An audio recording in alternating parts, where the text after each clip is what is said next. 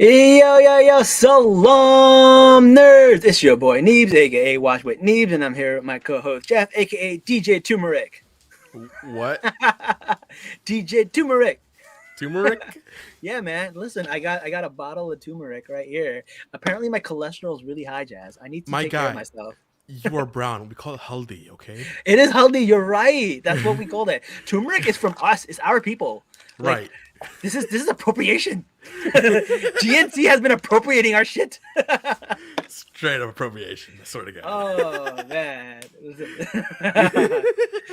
listen, man. We have a fun episode today because listen, man. The That Andor finale? episode, the Andor finale, was Mhm. bananas, man. It was bananas. I Before we get can't wait into to it, get into man, it. you gotta introduce our guest here because these are some hot shots here too in the podcasting world. Yeah. Listen, like if you follow me on Twitter, like I went on rants. I was on a rant today talking about this. I was like sitting at home on my phone, crying, watching this show, and then just tweeting my feelings. Like, yo, something is wrong with me, man. Something's broken because my feelings are just No, all over the place. no. This episode had me in tears, like in moments. So I completely Right? understand. Mm-hmm. Right? It was a good feeling, man. It was a good feeling, this show. But speaking of good feelings, you know what gets me a good feeling? Our guests. Oh my God, we got to welcome our guests today. Mm-hmm. These are one of my favorite people. They were one of the first people to ask me on a podcast, probably like the second people to ever like ask me to be on a podcast. And it was so much fun back when the Miss Marvel stuff was going. And it was a pleasure to be on their podcast. They brought me back again for a second time for some reality show stuff. These guys are amazing. They're big deals. I would go to Comic Con and I would just hear random people name drop their names all over the place. It's awesome. So I want to Mm-hmm. welcome like TJ and Garrett, man. And I want you guys to introduce yourself. So why don't we start off with TJ? TJ, please introduce yourself. Whew, I'm turning red here from that intro. I'm excited to be here with you guys. Like you said, Neebs, we've linked up a couple times. Had just the best time. My first time waking up for a podcast with Jazz, and I'm very excited about it. And we're like you mentioned, the Agents of Fandom. We've been cooking for a while. We just started up our website, and I think March was when we launched, and it's just been absolutely booming. Started out as a Marvel Star Wars podcast, turned out into a full TV and film website with a bunch of different podcasts, and it's just been popping. And I'm out here in Canada. It's cold out right now. I got my hood up. Garrett's got his beanie on, just in spirit, even though he's in Cali, just helping me feel warm out here. Hey, But it's I'm like thrilled to 60 be with you here. guys. It's like 60 here, and that's equivalent to very cold there. Oh. How are you guys doing on the World Cup, by the way? How's Canada doing in the World Cup right now? I didn't watch, but I heard Canada played a pretty damn good game today. All right. I haven't watched either, man. All right. Well, listen, Garrett, man, tell us a little bit about yourself. Yes, my name is Garrett, and I co-host the Agents of Fandom podcast with TJ. And I'm honestly still kind of reeling that I didn't know that we were only the second people to invite you on a podcast. That kind of blows my mind and makes me think that more podcasters need to up their game a little bit and kind of get with it, because that blows me away. That's an unbelievably low number. But Jazz, it's a pleasure to meet you, and Neebs, we've been a fan of you for a long time, so it's such a pleasure to finally be here and talking such an awesome thing. Yeah, I'm pleasure to so meet you both. excited. Let's And like, do yeah, this. Jazz has not met them yet, man. So like, Jazz is Yeah. my co-host. He's my partner in crime, and he's been there every step of the way, man. So Mhm. yeah, I'm glad you guys finally got to meet Jazz.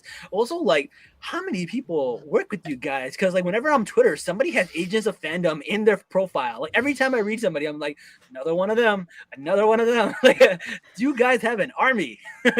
Anyone that's talented, we got to scoop them up. That's like, hey, that's why every time Smart. we've had a conversation, I've been like, Neebs, if you ever want to start writing, you come through, because we'd love to have you. Like we started in March, and it was the three of us, me, Garrett, and our producer / graphic designer / Swiss Army knife / we need him, otherwise we would burn in flames. Yeah, we would never have gotten anywhere. Ruben. And so he's really the key to our whole operation. He's the behind the scenes guy who just does absolutely everything. And it started out as the three of us, and we thought, hey, I mean, we could use a little more help. Do you want, ask a friend, do you want to join us? And thankfully, just from being in this industry and from listening to other podcasts and interacting in their chat, stuff like that, we've met a lot of really, really kind, talented, hardworking people who just wanted to be with us as we grow. And it's been a pretty awesome time so far. That's awesome, man. Yeah, I we love haven't had that. the same experience, so this is great. Listen, my goal is to have like at least every single person on from Agents of Fandom on our podcast. I'm gonna collect you guys like Infinity Stones. Like one day I'm just gonna go like, yes. That's you're gonna need a couple multiverses for we got Let's do it. several. I think we're almost 30 now. Is Wow. around our God number. damn. Yeah, I don't want to. I think I'm overestimating a bit. I but believe we're the around- group chat is sitting at 29. Wow. Wow. All right. Yeah, That it's. is awesome. We feel very very honored that we get to work alongside such talented people. I mean, a few of them have been on here.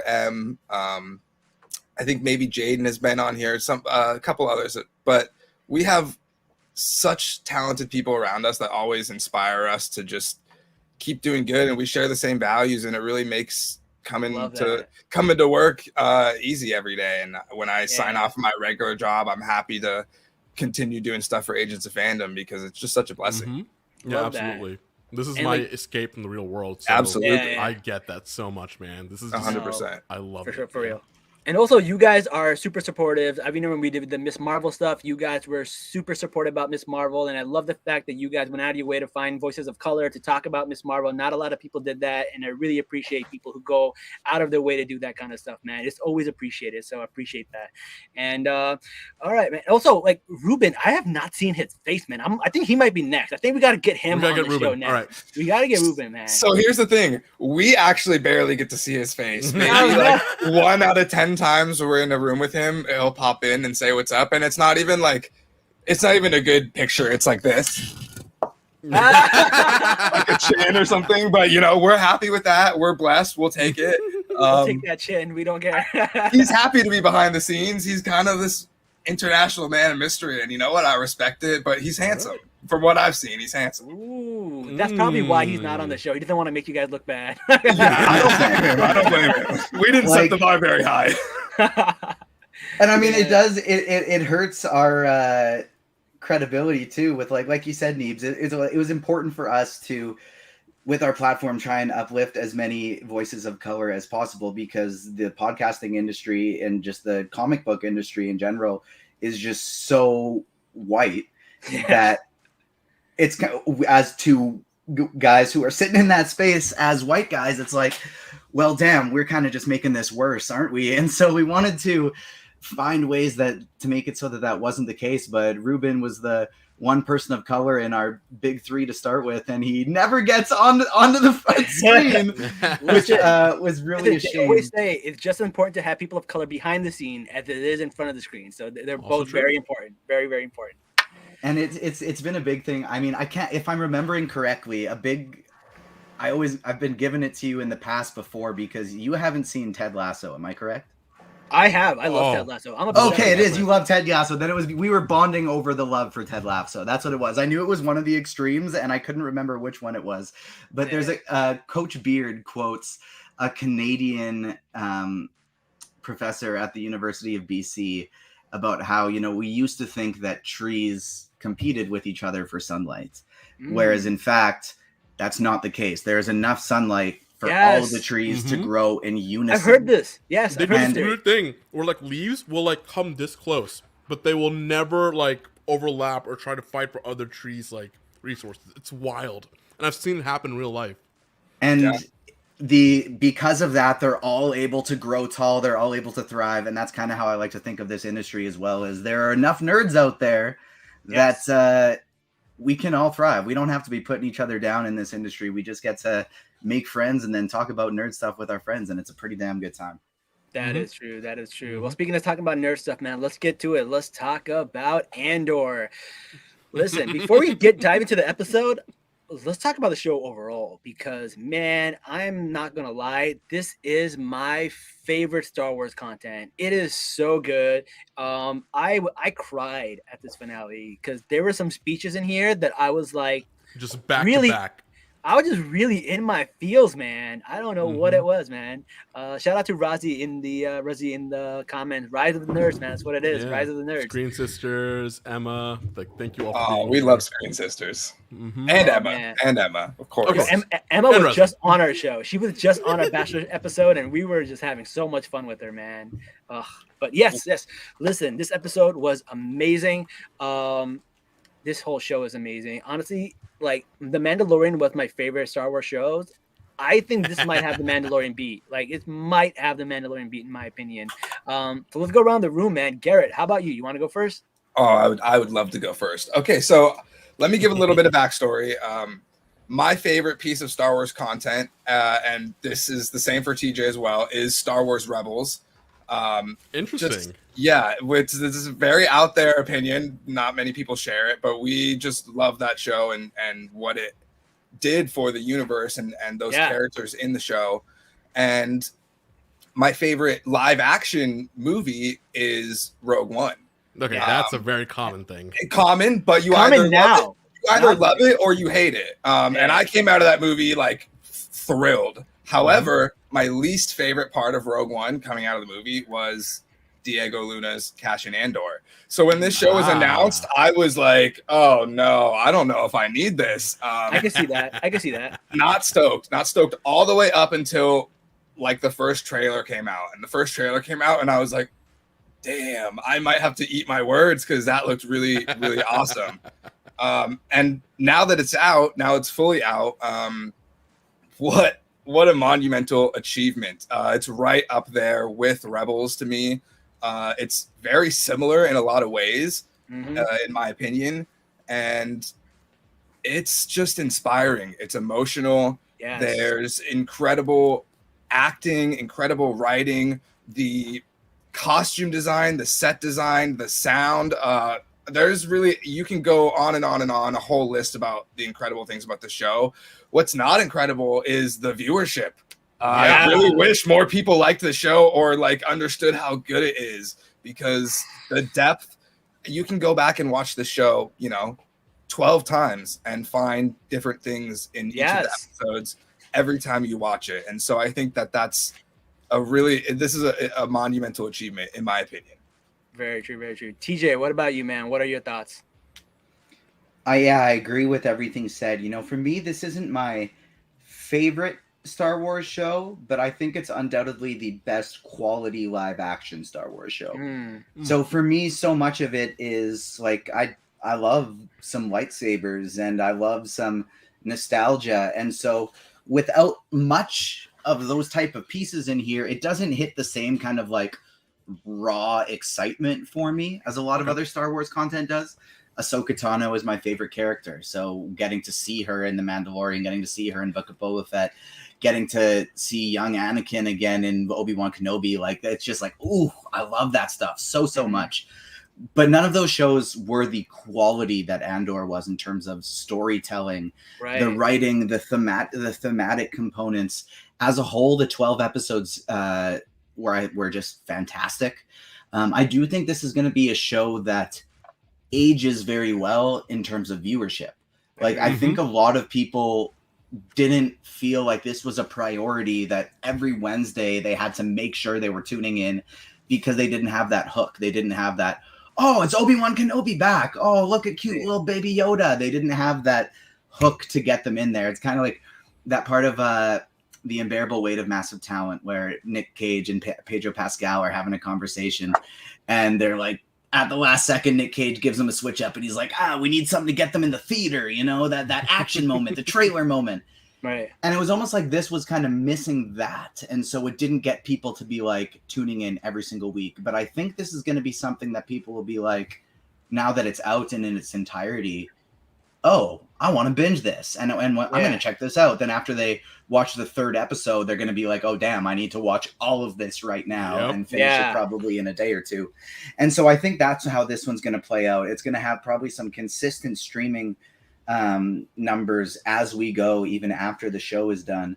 And if I had one small qualm about the finale itself, is I thought it was 2 acts of perfectness And then right in the end, I get, because this show, we already know there's a season 2, and it's been laid out to us that this is a 2-season story. It is not a 1-season story. It is a 2-season story. Yep. Right. And I feel like at the very end, I was just waiting for a few loose ends to be tied up, a little bit more of a... Who's Uncle Harlow? Who is that dude? Who's Uncle Harlow?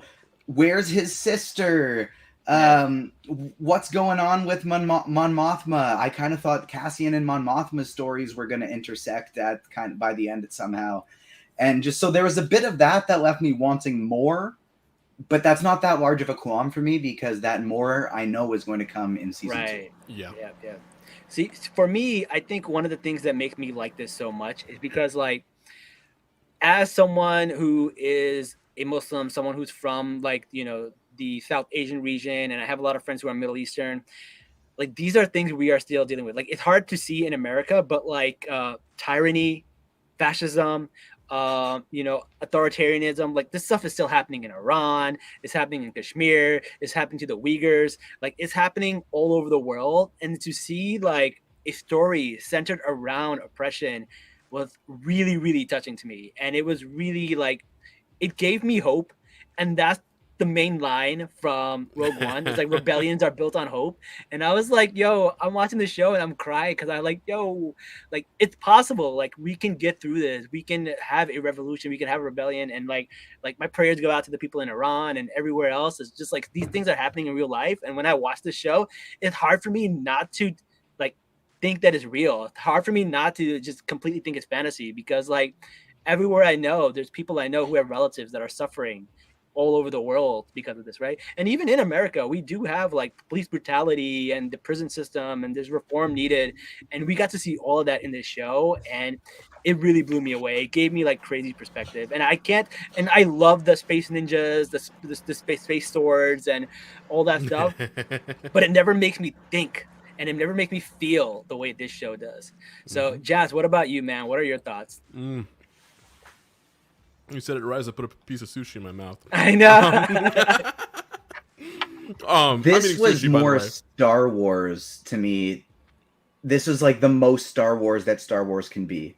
Yeah, it puts the wars in Star Wars. Exactly. Like, it emulates, it encapsulates what a rebellion is.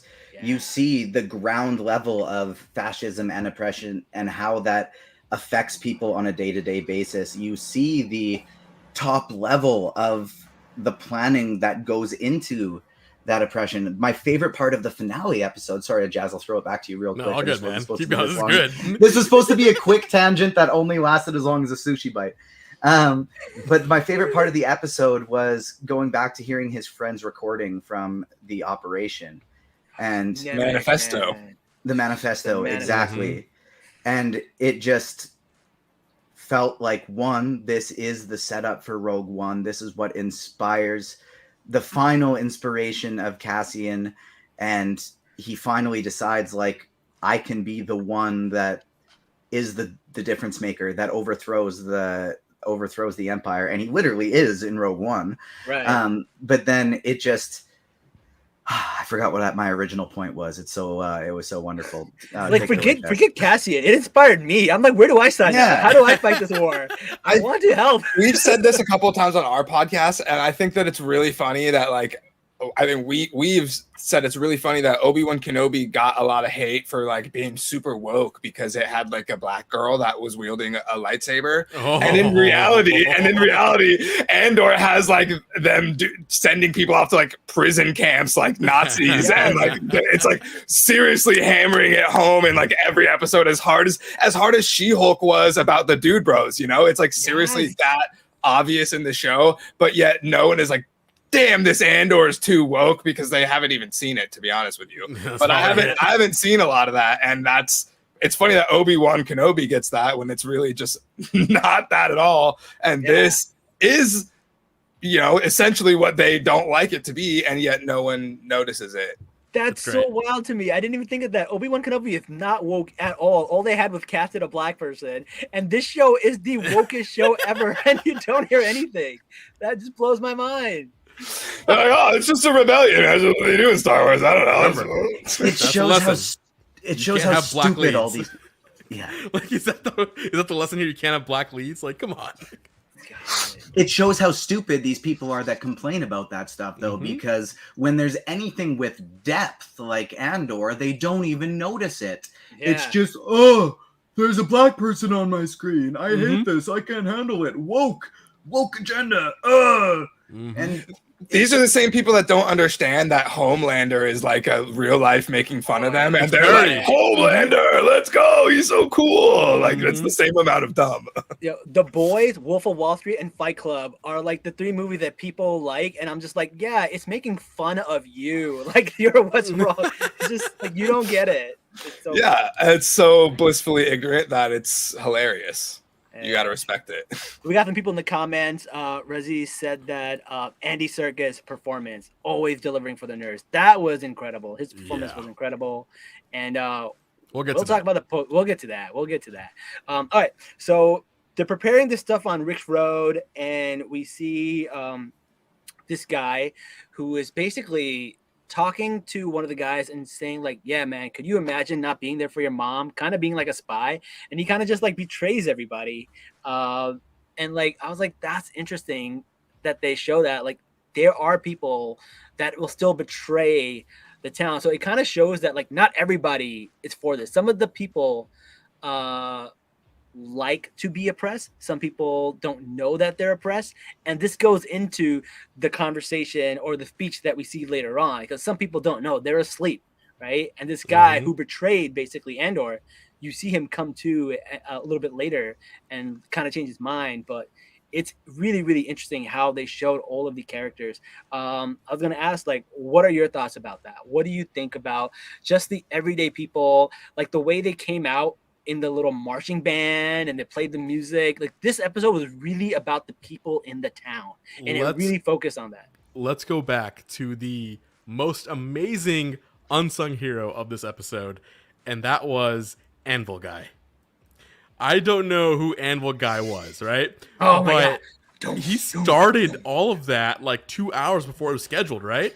He just went up there and was like, you know what? Let's just go. Boom. Right? Yeah. The band was warming up. I don't think anybody was ready. Or maybe it was planned. But nice. TJ got the hammer. TJ got that. TJ, just give us the anvil. Give us the anvil. Yeah. There we go. Right. But Anvil Guy, right? Yeah.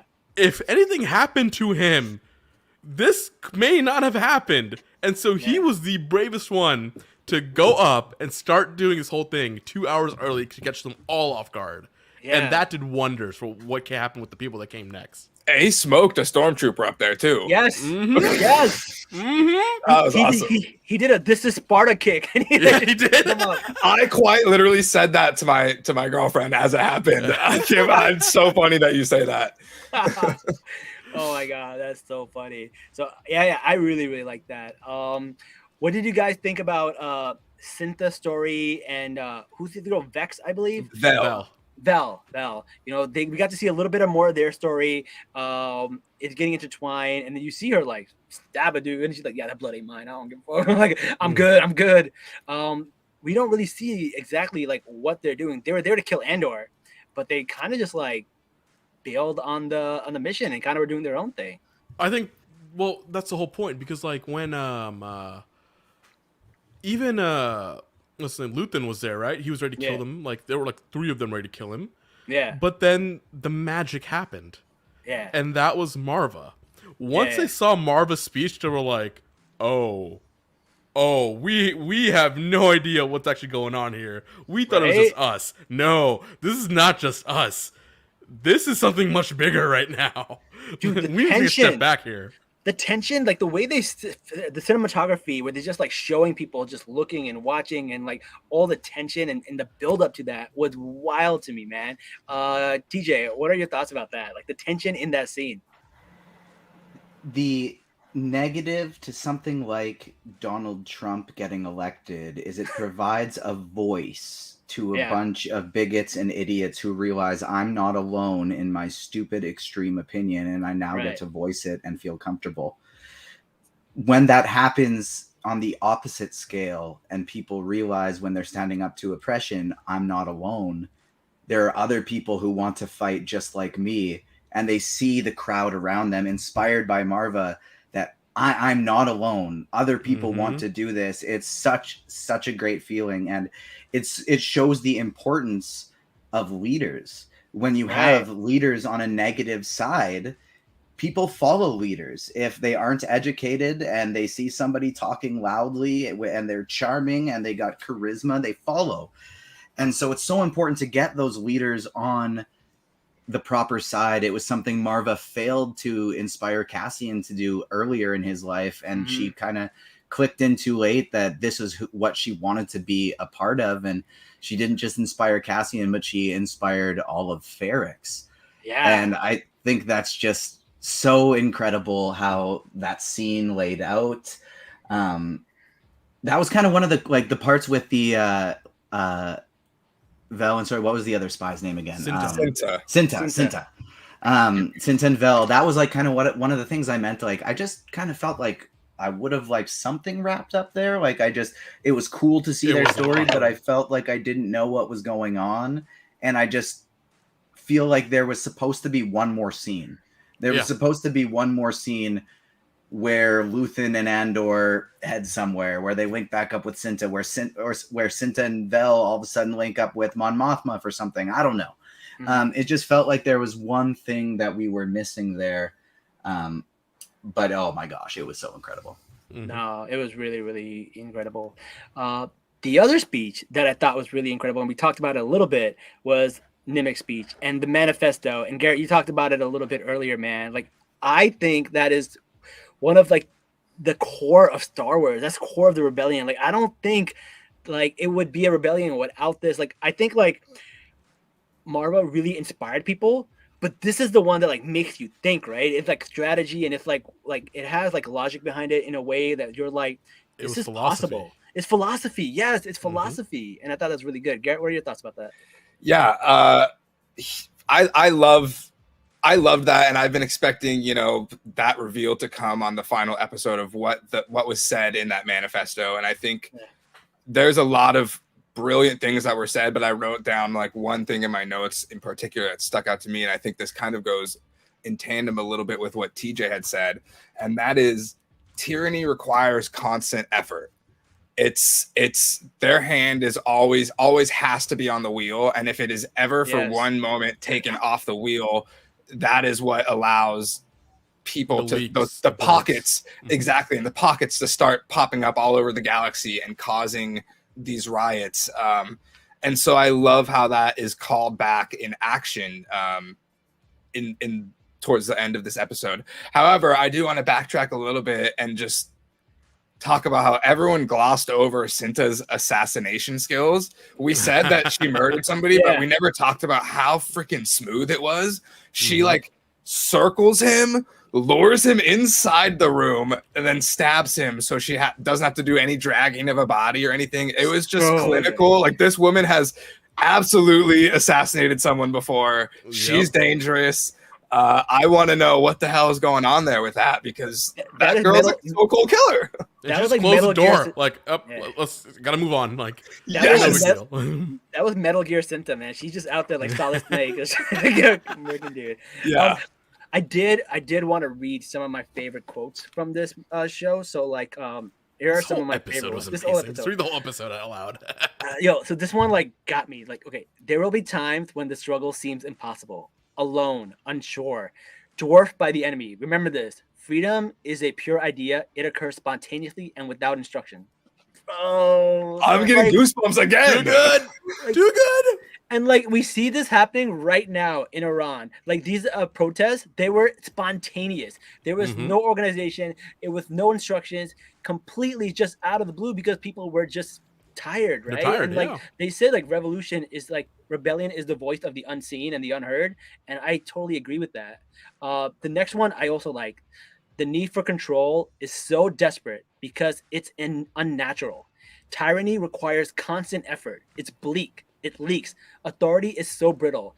Oppression is the mask of fear, and that one is so good because, like, police brutality, like it's happening here. Like it's just wild. I really No, let's go back to like I can't remember which episode it was, but it was like with Mon Mothma. They were having this conversation about the essentially Patriot Act.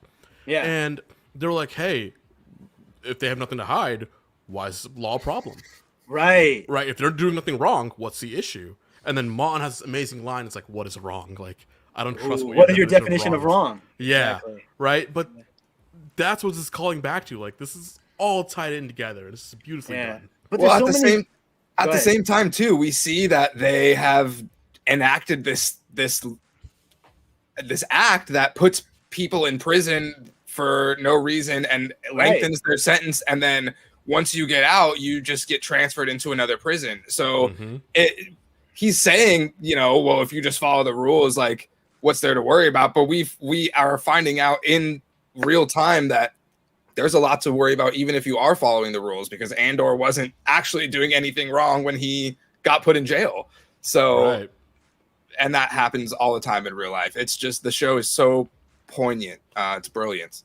Three other things that I kind of noticed with specific characters that happen in real life as well that I thought was so interesting is one of the things that I thought was tied in a bow so well was, at first glance, we kind of see this character who is spy-ish, as Neebs talked about, who he kind of comes out of nowhere in this episode. We meet him for the first time, and then all of a sudden he's trying to give Andor up by the end. Well, how did the first episode start? It was with Tim. Everyone's least favorite Andor character, Tim, giving up Andor. And Tim with 2 M's, and ending up, of course, just getting slaughtered because of this. Now, why did Tim... They both went against their quote unquote values, their city, their people, whatever you want to call it, but for 2 different reasons. And it's exactly what you see in the real world when it comes to oppression. For Tim, it was due to he felt inferior. He didn't have a strong self-worth. He was jealous. He wanted Bix and he didn't want Andor. He was in the past and he was worried. He was in a patriarchy filled with toxic masculinity and let that just get in his head. And he felt like, I need to get this man out of the way if I'm going to keep my woman. And because of that, he went with the bad guys and he paid the price. You see this guy at the end going with the mindset of not, I'm jealous and I want to take out Andor, but maybe if I betray my people and go with the bad guys, maybe I can be on the highest part of the other peasants, for lack of a better word. I can be the duke over all these peasants, and the king will treat me well. Yeah, exactly. And so we kind of see all of those come to a close here, and there was something specifically with the manifesto I wanted to touch on as well, but something about Andor just always makes me lose my train of thought because it's so deep that there's so many things on us. Exactly. Like anything you say can spring off a different conversation. No, it's very true, because not only does this show make you think about the people in the rebellion, but also the people on the opposite side, right? People in the cog, people in middle management that are part of the oppression, right? And you see where they are. They're not like glory hungry people or trying to oppress people. They think they're doing the right thing. They think order is important. And you see that with the Deidre, right? Like Horror Story and Cyril. And we got to see that. And also that sexual tension in the closet was wild. Thank you. That is it. That is the thing that I wanted to touch on that I forgot about, because that was another part that I went, I don't like this. This feels wrong. Yeah. And the reason I said I thought that was because he was a stalker. And so we were kind of we're supposed to look at this kind of through the lens of he is doing all the creepy dude things that happen to women all the time. And so when women watch that, it made them feel very uncomfortable because they can't count the amount of times something like that has happened to them, where a guy just didn't understand no and thought they were playing hard to get. Yeah. And so what I didn't... Incel vibes. Exactly. Big incel vibes. And so when I first saw that is, they're rewarding the incel vibes. I don't like this. But then look who it's happening with. Right. It's Deirdre, right? And so she's doing everything she can to support the bad guys. She's working and dealing every day with all these people who, from an intelligence standpoint, are way inferior to her. Yep. She doesn't get listened to, and instead of rebelling, she just wants more and more and more to be accepted by that regime. So this is clearly a person that's pretty messed up in the head herself, and so it makes sense she would then be willing to be embraced by something so toxic. Yeah. Totally agree. That tracks. Oh my god. That was wild. That was insane to me. But like, yeah, you put it perfectly. You put it into words. Definitely a stalker. My feelings into words. I felt those exact things, and you just expertly just laid it out there. Like, no, that is so true, man. They rewarded incel behavior, and it was just like, but then you see like who it was, and you're like, yeah, that checks. Oh. Man, it was such an uncomfortable scene. But you just gotta find yourself your Marjorie Taylor Greene or Candace Owens, exactly. Oh, God. And Razzie on the same page. Yo, people in the comments are wilding out right now. They're wild. Yo, I gotta say, Dedra getting hit in the head with like what has to be the world's tiniest rock was one of the best parts of the episode. Just getting stomped on after. Yes. Yeah. Oh my god. Oh my god, that was so funny. Oh man. That was really, really good. And then like the whole fight breaks out, man. And that I feel like was directed so well. Like the action, the sequence, the tension, like the pipe bomb, felt like, the pipe. Oh my god, when that went up and you see all the other like there was like it was such a great build. And that's what the show is really good at, which I don't think like is getting credit for, because like people want shows that are like every episode is amazing. Like they want highs every episode, right? But you got to build up to that high. And I like the 3 episodes process, right? They give you 1 episode, they give you 2 episodes, and then boom, 1 episode, 2 episode, boom. And it's just like, it's just so rewarding. And if people are not into delayed gratification, like I get why this show is hard to watch, but like if you put up with it, it's the payoff is so good. It's such a good payoff. And I like this way. I like this the way it does this. Unlike shows that like the Disney shows, where it's like, they do everything in the last episode, right? They just like hammer it all in there, right? They're like, they build up, and then just everything in the episode. This one, every 3 episodes, we get this like arc, and it's just really satisfying. I think it's because this one has to be that way because it's only 2 seasons, right? Yeah. There will never be an Andor season 3. Yeah. Right? There's no adding on to it. We're going to go right into Rogue One with the story. Yeah. And I think having that creative limitation forces you to think a different way and do better with each 3-episode sequence or, episode sequence, however many number of episodes per sequence you want to do. I think having that limitation forces them to be better, and I think that's what they're doing here. Interesting. Mm-hmm. I think it's also so important, too, to consider what the goal is behind the shows. And so it's easy to just look at it in a vacuum and say, well, if She-Hulk, Ms. Marvel, Loki, Moon Knight, whatever, if it was 12 episodes, just like Andor was, we probably would have gotten a lot more of those arcs being fleshed out, and they wouldn't have felt rushed. Mm-hmm. But then we think about it, we got to think about, well, what was the purpose of those shows? We know how Andor ends. We know the climax Andor story. Right. We don't. We are wanting to see how the rebellion starts on the ground level. That's what Andor is showing us. And so it requires 12 episodes to flesh out all of those stories. Mm-hmm. Well, what's the point of Ms. Marvel? It was to introduce us to Kamala Khan, and for Kamala Khan to become Ms. Marvel. Same thing with She-Hulk. At the beginning, she's Jennifer Walters. At the end, she is the She-Hulk. In Loki, that one's the one where it was a little bit different because the purpose wasn't to introduce us to a character. It was to introduce us to the multiverse. But all the shows had a specific purpose of if you see this character in a movie 2 years down the road and want to know what they're about, this show explains that. At the beginning, they are their person, and by the end, they are their hero. Same thing with Falcon and the Winter Soldier. He's still Falcon at the beginning, but by the end, he's Captain America. It's just the arc of them becoming who they are. Mm-hmm. Whereas I want more of it. I'd enjoy it more if it was 12 episodes like Andor was. Mm-hmm. I like the 12 episode format a lot better, but that's not what those shows were supposed to do. And so it's kind of tough to take something for what it is as opposed to what you want it to be. Fair. But I think that's also one of the things that made Andor so awesome is the chance to flesh out all of these awesome arcs and take their time and pay proper attention to each one. Give Andy Serkis never more than 12, only caring about himself to at the end, only caring about his team. He can't even swim. And he knew that was the only way he was getting out, but he didn't give a damn because he wanted to get those people out. Yeah. And that's what the rebellion is. It's the small switch of, I don't care about just myself anymore. I care about the people around me. I care about taking down this regime. It's what happened to Andy Serkis in a span of 3 episodes, and it's what happened on a greater scale to Cassian Andor throughout. It's actually what happened to everyone, almost everyone that came in contact with Andor. He inspired many rebellions everywhere he went in this series, in this season.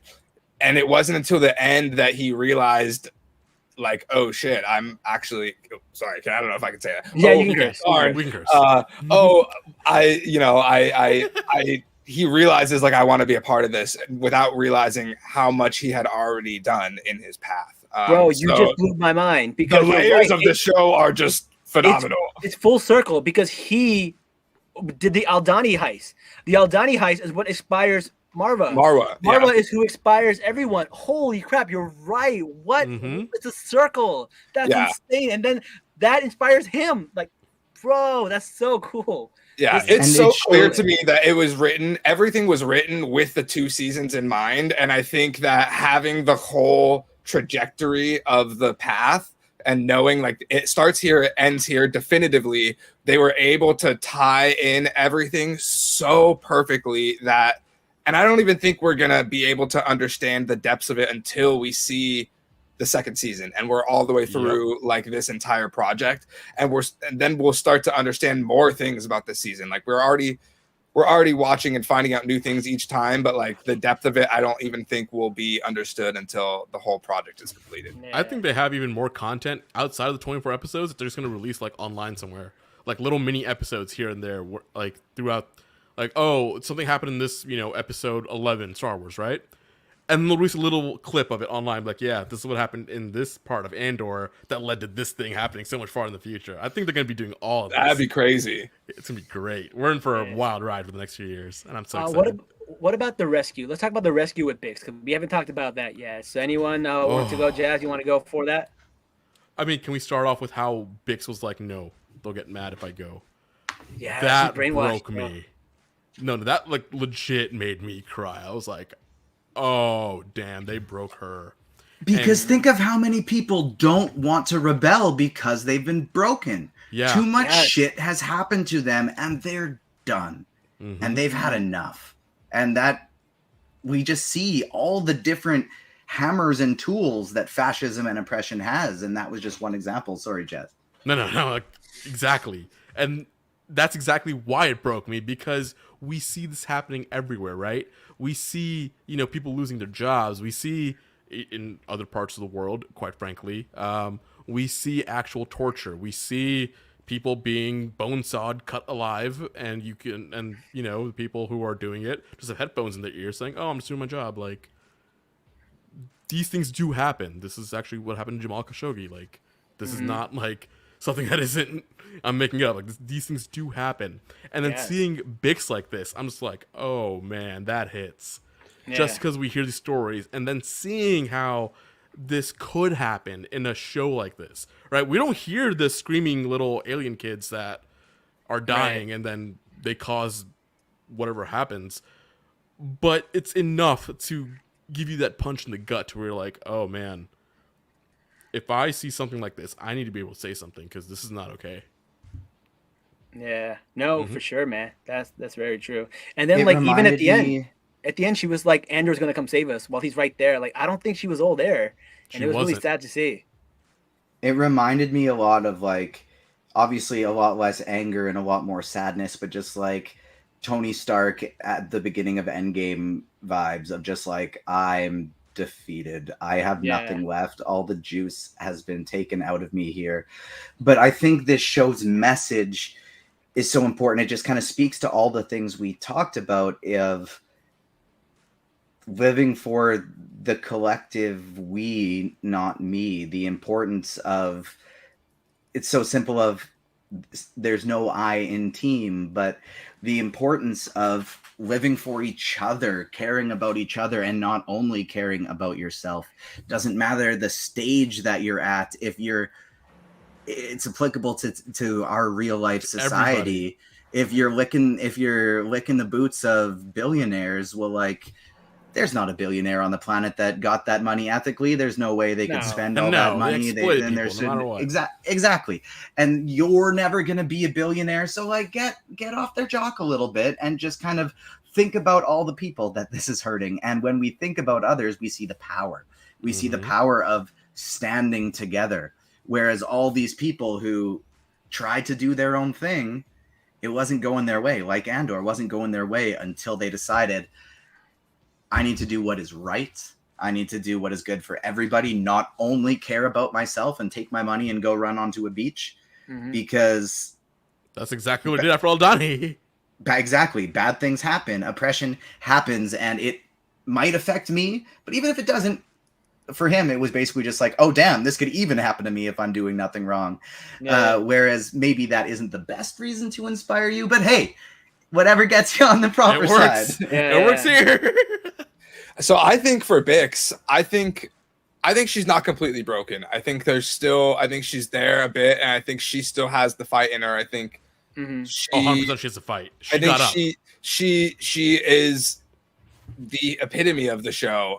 And you see this right before Andor rescues her, when you're hearing the townspeople chanting and the instruments are going off. I got to mention this real quick because I wasn't sure what it was, but it looked like a clarinet flute, but it had like a tri-pronged. It was a really cool instrument. Shout out to the costume design. Shout out to the set design of the show. It's incredible. But they're shouting sky and stone and sky, whatever it is, and she says it with them. So I think she's still there a bit, regardless of the cries of the aliens. And I think the lack of that sound that we get is actually, I think, worse. And I think it's very jarring. It's definitely worse. Despite that, she's still there and ready to fight. And I think that's the point of the show. And again, you can think about it in many different ways and watch it 4 different times and come back and have 4 different reasons for it. But I think she's still got the fight in her, and she's going to be a driving force in the second season. For sure. Speaking of the second season and a driving force, what about Mon Mothma in the car having that conversation about like the casinos and stuff like that? That was beautiful. Brilliant.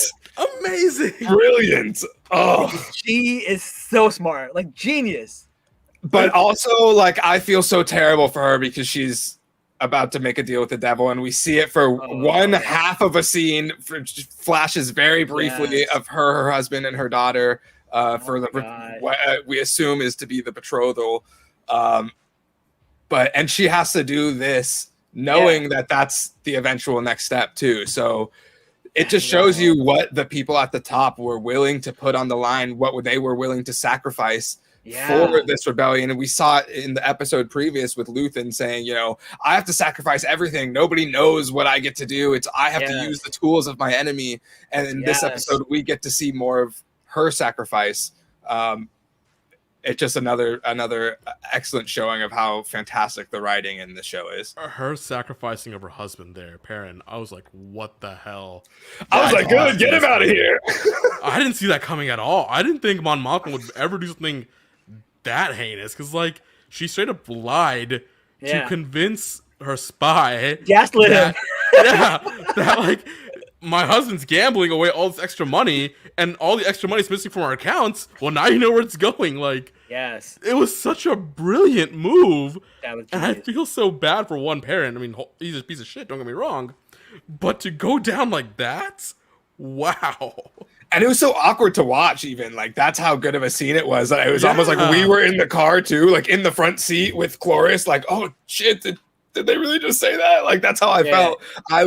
And that's just another, like, the show builds tension so incredibly. In the episode, in the No Way Out, or the One Way Out episode, I literally had to sit up in my bed because, like, my legs were physically shaking. I've never had that happen to me, like, such a pronounced physical feeling from a show, and I like for like 10 minutes my legs were just shaking and I couldn't stop them.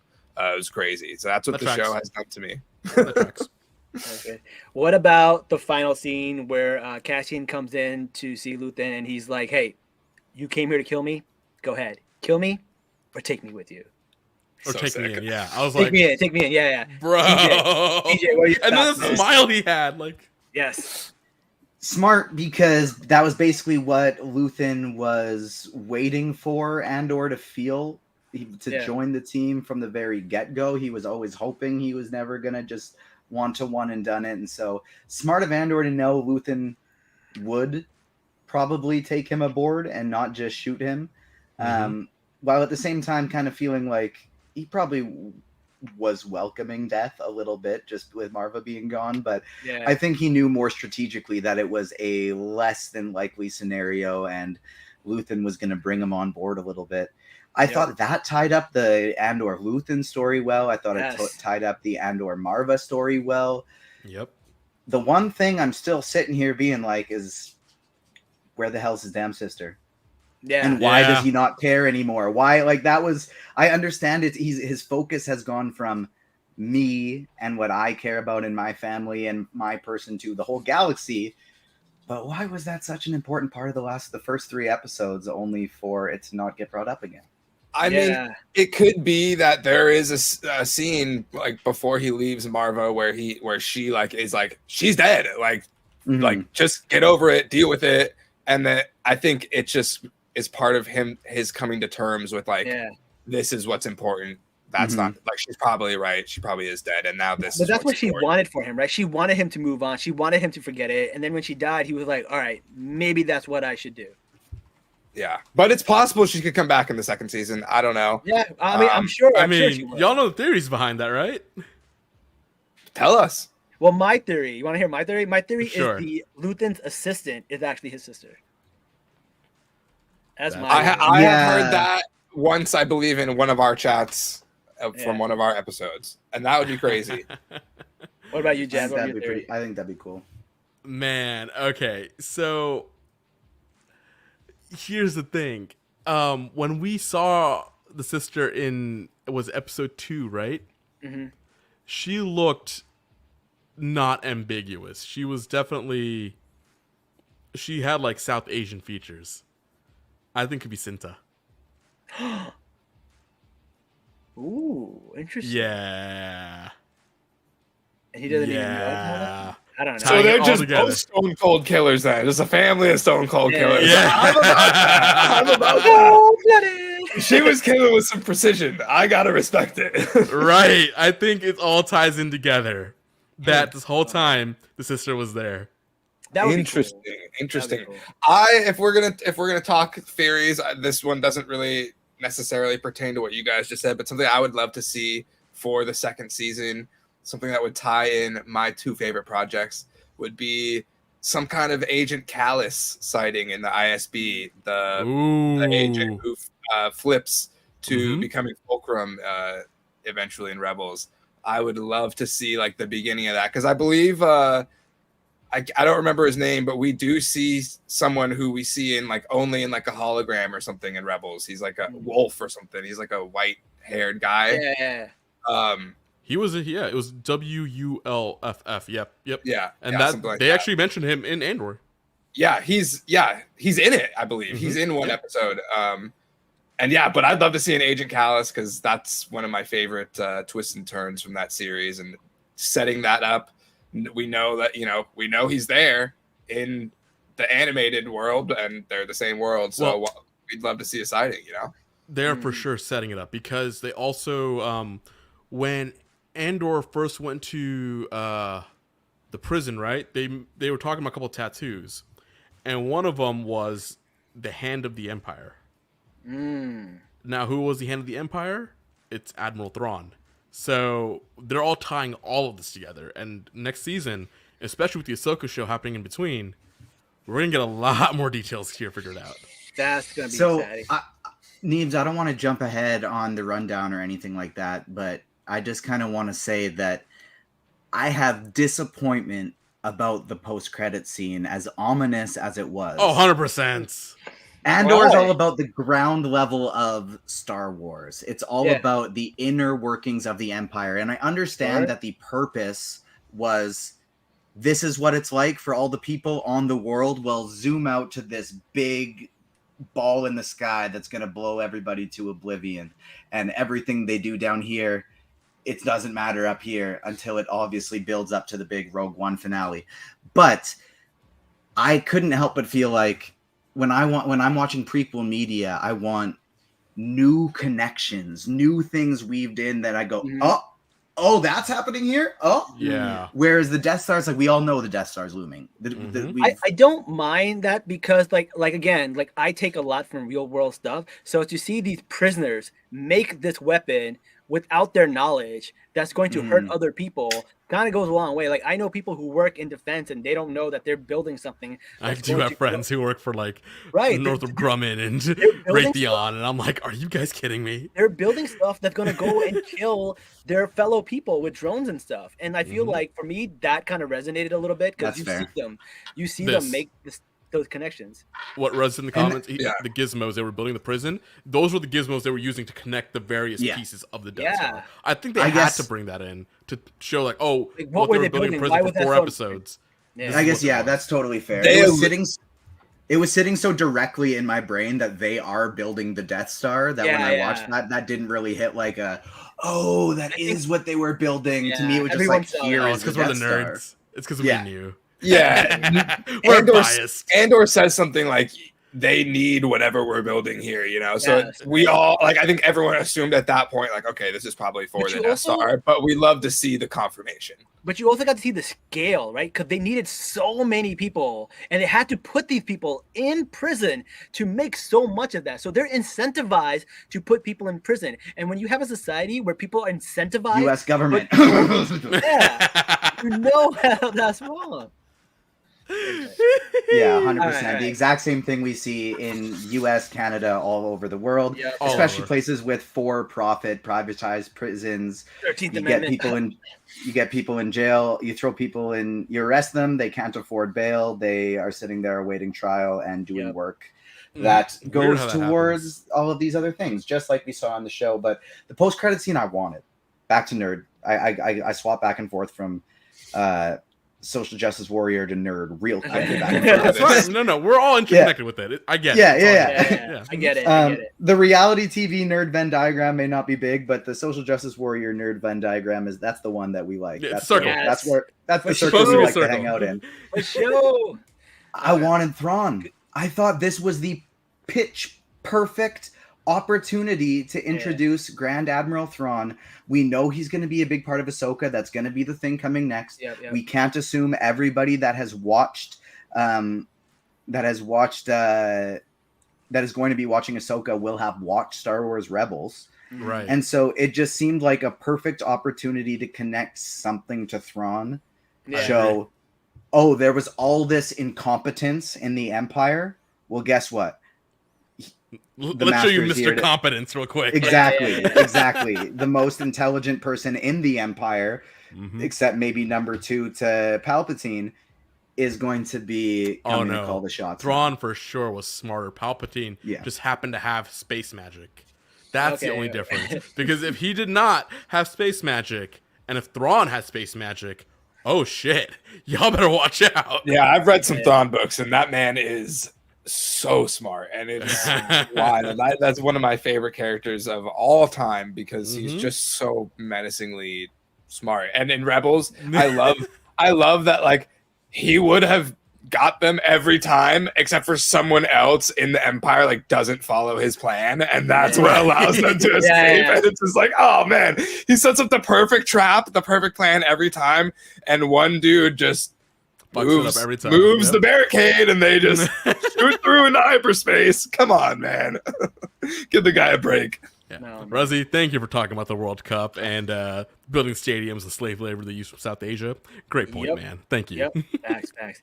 Listen, guys, thank you so much. We're getting to the end of our show. Thank you so much for being on. We really appreciate it. We had such a great time talking about it, and this was such a great episode. Before we leave, guys, tell people where they can find you guys. TJ, you want to go first? You can find me on Twitter and all the social medias, TJ_Zwarich5, ZWARYCH, but I don't really care if you follow me.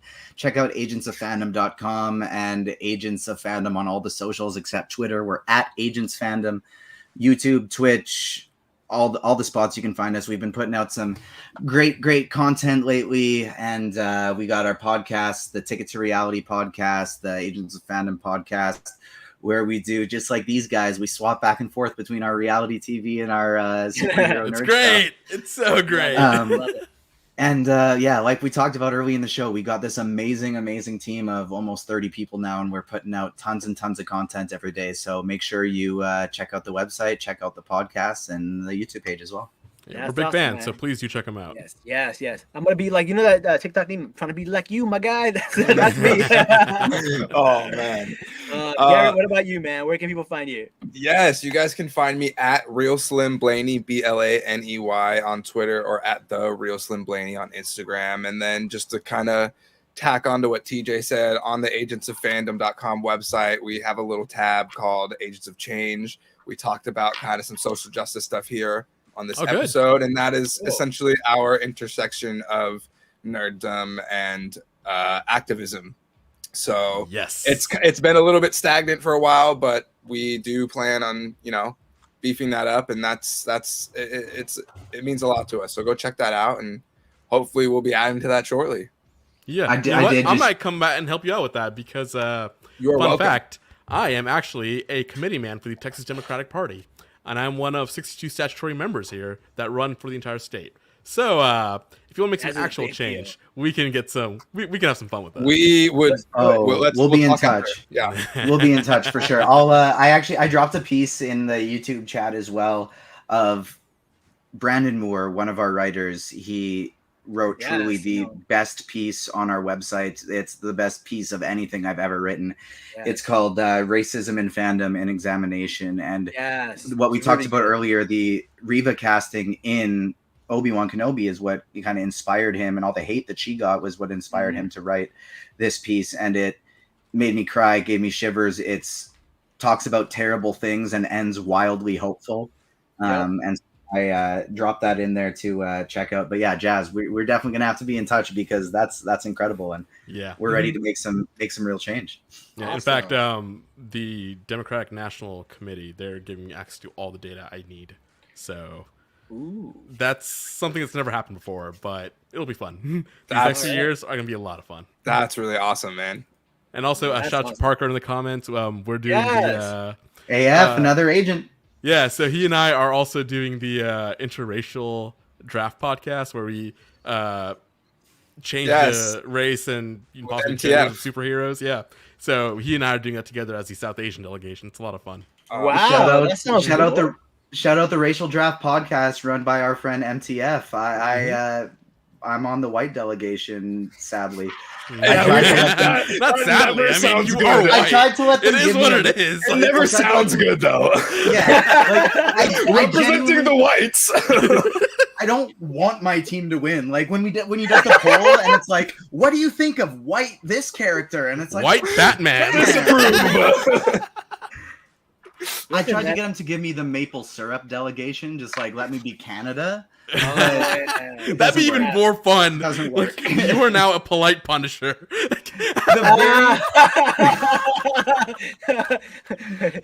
Punisher just with trank darts. The very first podcast episode I was ever on for the racial draft, which is what I love about that crew, because when you think of just the racial draft on the surface, it could be very like, that doesn't sound great. You know what I mean? Like, but the whole purpose is to have nuanced conversations and to have the conversations that you don't typically get on Twitter, and to think critically what characters aren't dependent on their race.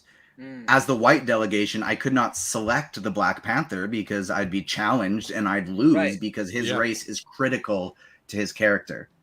Whereas somebody like Peter Parker, Spider-Man, it's literally anyone could be under the mask. His whiteness is not inherent to his character. Yes. And so it's all about having those conversations. And the very first podcast episode I was on was talking about the differences between the States and Canada and the similarities between the States and Canada with slavery and residential schools here in Canada, and just so many different forms of oppressions that have so many similarities, and how Canada is a lot more welcoming and accepting in the States in a lot of ways, but it's almost annoying because we're portrayed that way, and we're actually a lot worse than we're portrayed. And so the way they titled the episode after me explaining all of that was colonization, but with a dash of maple syrup. All right. Well, on that note, I don't know what we can talk about. Nope. We're going to end it on that note. Well, listen, guys, thank you so much for being here. And you guys are welcome back anytime, man. We're welcome to get some more people. Thank and you until next time, guys, Salaam nerds. Peace.